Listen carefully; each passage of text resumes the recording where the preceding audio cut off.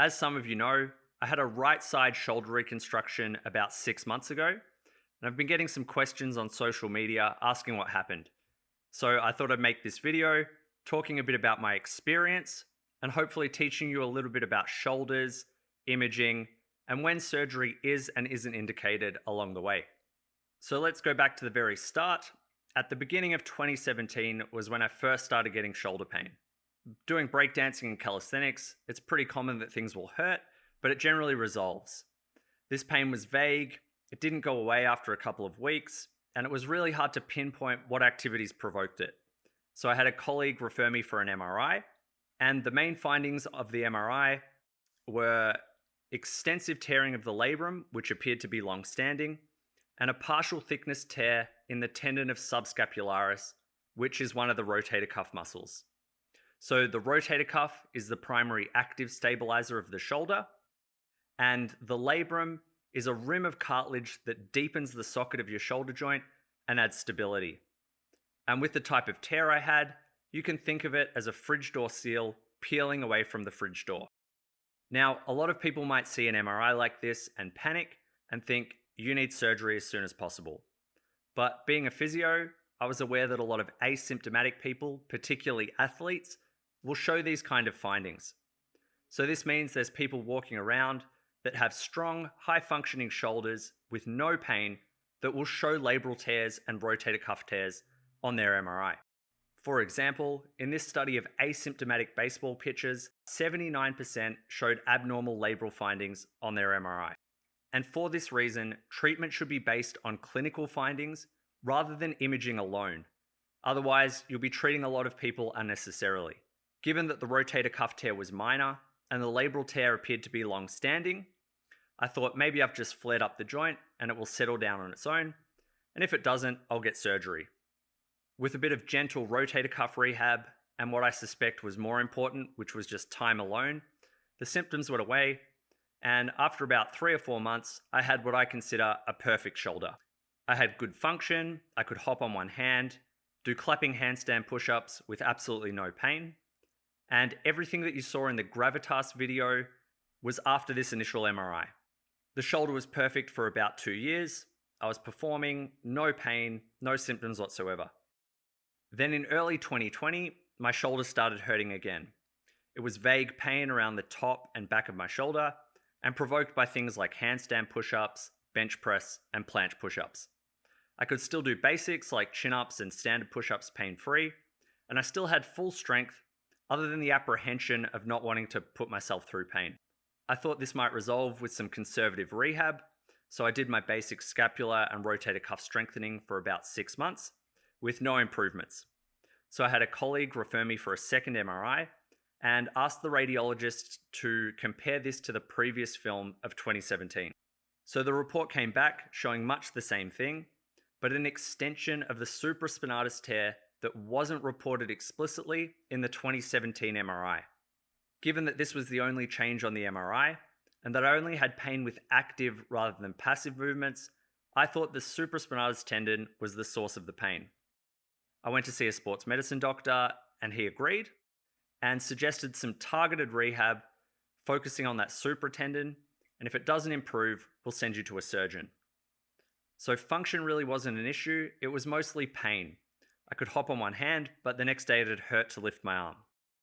Anyway, over the next few months, I had absolutely no improvement to my pain, but I was more aware of what provoked my symptoms. And I noticed it was only with things that caused a posterior force to my shoulder. So things like bench press, planche push-ups, and handstand push-ups. And this made me suspect it was probably the labrum rather than the supraspinatus causing the pain. I went to see a shoulder surgeon. He looked at the MRI and assessed me and agreed, yep, it's posterior instability from the labral tear rather than the supraspinatus tendon. And when I specifically asked him about the supra tendon, he said, don't worry about it. These sort of findings are incidental. You'll see them in all athletes. From here, we scheduled surgery and I had an arthroscopic labral repair. So the surgeon goes in with 3 small incisions and a camera and drills anchors into your scapula and sutures your labrum back down, hoping that it will stick. One thing the surgeon found during the operation was that a little bit of labrum had come loose and was floating in the joint, So that was probably the source of this clicking that I got. Surgery went as planned, and from here, I spent about 4 to 6 weeks in a sling 24/7. So only coming out of the sling to shower and to do some really basic exercises like dangling your arm and doing small circles. And that's just to prevent excessive scarring from occurring. So during this first 6 weeks, it's really about protecting the repair and hoping you can get this labrum to stick back to the bone. After that, came out of the sling and I could barely lift my arm. So then I started doing some active range of movement rehab, trying to get my range back, and some really gentle rotator cuff strengthening. So still not allowed to lift weights or lift anything heavy, still trying to protect the repair but gain a bit of function. From 3 months onwards, I had the clearance to do full weights, went back to really light weights, things like push-ups, band-assisted chin-ups. So now I'm 6 months post-op, I can do things like muscle-ups, dips, chin-ups, pain-free, but things like handstand push-ups still provoke pain a little bit.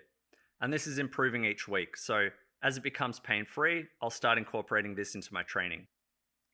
So I've still got a long way to go to get back to my previous level of function, but I've had this type of surgery before. I've had the exact same thing on the left side in 2009 that was injured in a Brazilian Jiu-Jitsu class. Now, is this something I could have avoided, or is this because I did something wrong in my training? And I don't really think so.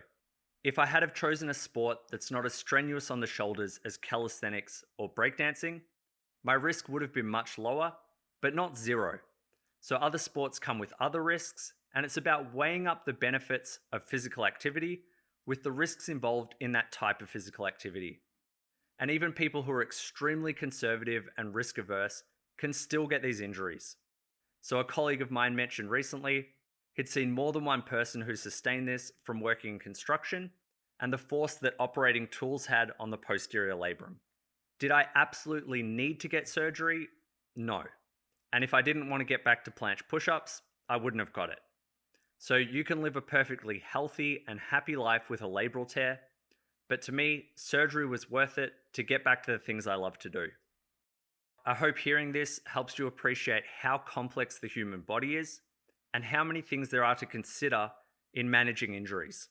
So what's best for one person isn't necessarily best for the next person.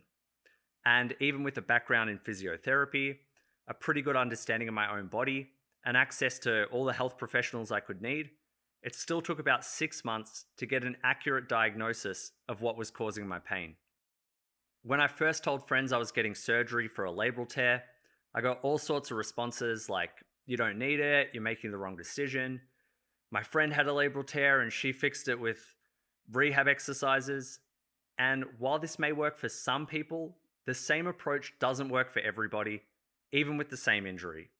So I had a pretty strong shoulder before, I had great control over it, and I even trialed months of physical therapy and rehab with no improvement. And that's why I got shoulder surgery. If you're getting conflicting advice from friends or people online regarding an injury, keep in mind that they're not necessarily experts in the field of injury management.